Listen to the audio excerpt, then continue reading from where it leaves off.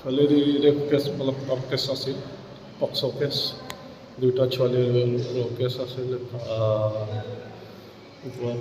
আমাৰ কালি পাৰ্টি গ'ল তেওঁক আৰেষ্ট কৰিবলৈ। আৰেষ্ট কৰোঁতে মাইলু ছাইডত তেওঁ ঘৰ, আৰেষ্ট কৰোঁতে তেওঁ পলাবলৈ বিচাৰিছে। বিচৰাৰ কাৰণে ভৰিত জখম হৈছিল। আৰু টাইমটো আপোনাৰ হয় 11:11:30 ৰাতি হ'ব। ইমানে আছে, বিশেষ হ'লে আমাৰ 25,000 হ'ব পাৰিব। মোৰ জানাত আছে এজনে আছিলে, একজনে আছে। গুলি কেইটা মাৰা হৈছে? গুলি এটাই আছে। ভৰিতে এইটো বহুত দিন পলাই আছিল, আমাৰ পাৰ্টি হৈ আছে, তাক বিচাৰিবলৈ নাপায়। কালিও পলাই আছে। মানুহটো জখম হৈছে, সেইজন কালপ্ৰিট নেকি?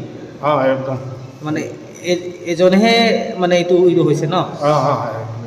আচ্ছা, তো কেতিয়া আনিলে আপোনালোকে তেখেতক? ইয়াততো 11:11 হৈছে। মই ইয়াত 4টাত আনিছিলোঁ। ৰাতি ৰাতিপুৱা এনকাউণ্টাৰটো যোৱাকালি ৰাতি 11টাত হৈছে। ৰাতি হৈছে। মানে কি তেতে পলাব বিচাৰিছে নেকি?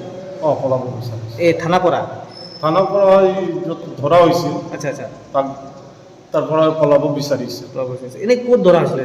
তাৰ এই মাইলু আউটপোষ্টত অনুৰোধ হয়। আচ্ছা, মানে মানুহ শংকৰ বস্তি নৱা বিল বুলি কয়।